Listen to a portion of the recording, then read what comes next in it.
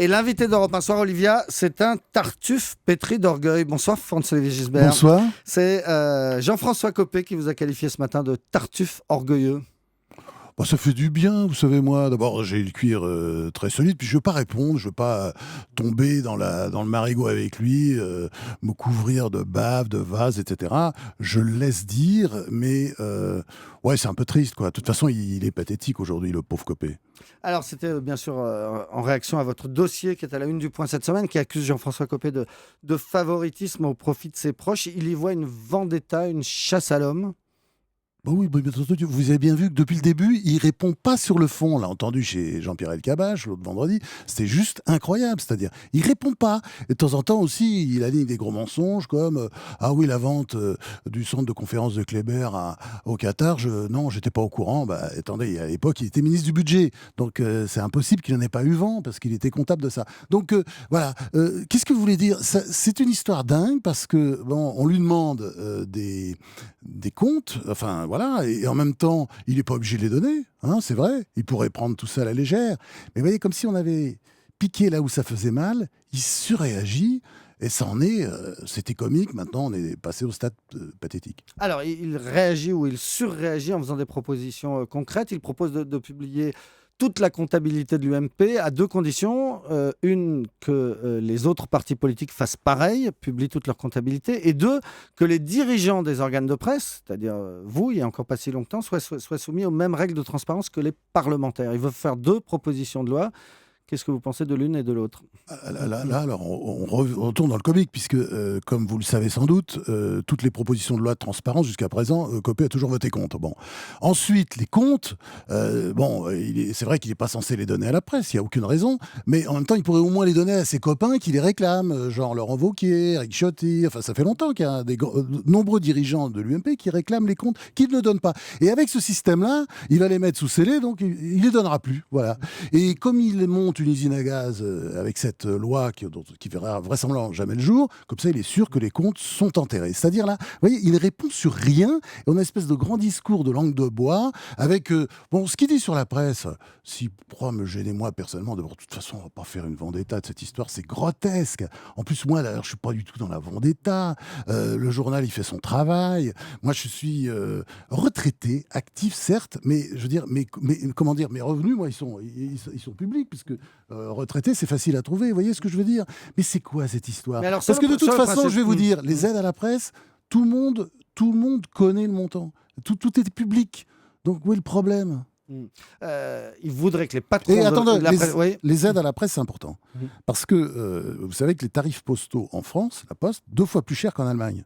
Donc effectivement, les journaux ont tendance à demander une aide à l'État, d'ailleurs, qui la donne, parce que voilà, il y a vraiment un problème de rentabilité à la Poste. Donc nous, on réclame notre dû. Il n'y a aucune raison qu'on paye, nous, en France, 2 fois plus cher pour diffuser nos journaux par abonnement. Oui, mais ce qu'il nous dit aussi, c'est que la presse écrite en France est très subventionnée, que donc par conséquent, ceux qui dirigent, ce qui était votre cas il y a encore pas très longtemps, ceux qui dirigent la presse devraient avoir un devoir de transparence. Je suis désolé, vous pouvez regarder du côté de certains grands quotidiens, bien entendu, et parfois des petits quotidiens aussi, qui reçoivent des belles subventions. Nous, non, pas du tout. On a eu quelques aides sur l'informatique, vous voyez, le numérique, les nouvelles technologies, comme l'État peut donner d'ailleurs à n'importe quelle entreprise, mais c'est minuscule. Et les seules aides que nous acceptons sont les aides sur les tarifs postaux. Et je vous signale, c'est un fait historique.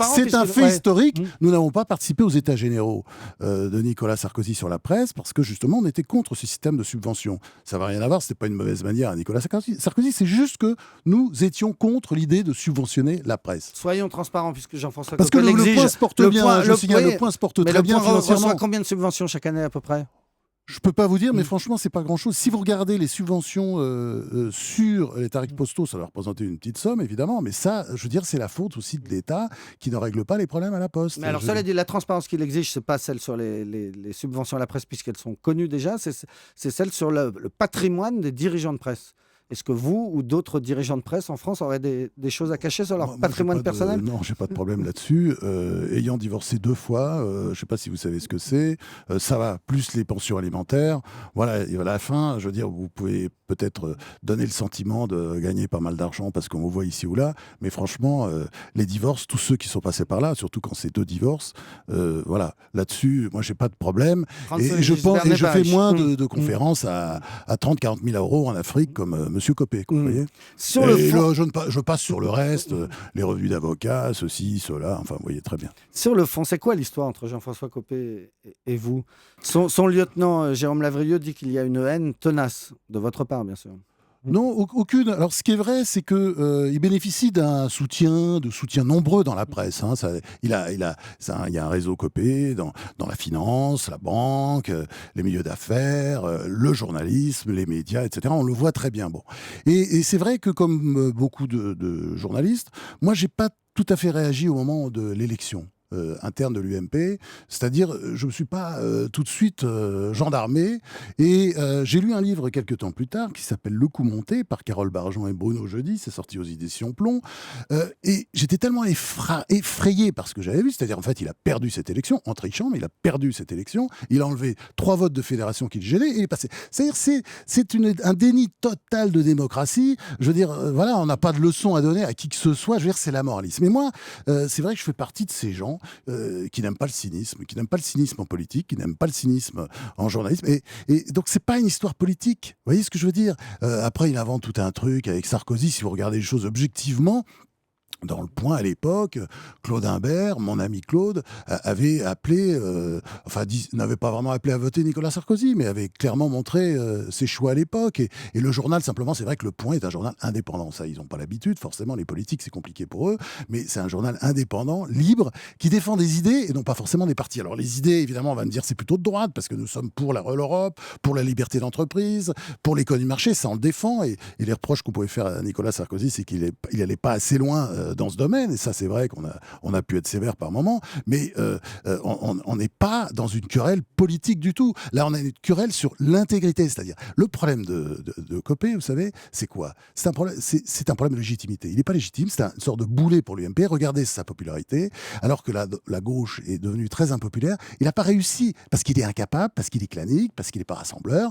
et donc on a une droite qui est en train de se casser la gueule. Et ça, c'est vrai que nous, parce que on est démocrates, on aimerait bien qu'en France, il y ait une gauche solide et une droite solide en face, voilà. Et que donc c'est pas une haine tenace, c'est juste que vous le trouvez pas bon. Non, mais sérieusement, alors franchement, là, je veux dire, il y a des objets de haine plus intéressants que ce pauvre Monsieur Copé. Regardez-le, là, aujourd'hui, il fait de la peine, d'ailleurs. Vous avez vu ses explications filandreuses, voilà, déclarations solennelles. Vous savez que le général de Gaulle, il faisait des déclarations solennelles pour présenter des projets de loi minables, sorte d'enfumage qui va lui permettre de gagner un peu de temps, quelques mois, voilà, toujours en racontant des histoires. Enfin, les gens sont pas dupes, faut pas les prendre pour des cons à ce point. Et quand il dit, quand vous êtes attaqué par la presse, c'est un procès où on ne donne pas la parole à la défense, la presse juge en premier, en dernier recours, et à l'arrivée, c'est le bûcher médiatique. C'est faux, si vous regardez l'article du Point, vraiment, franchement, il fait parler notamment Jérôme Lavrieux, il fait parler toutes les personnes qui ont été mises en cause, les journalistes ont été les voir,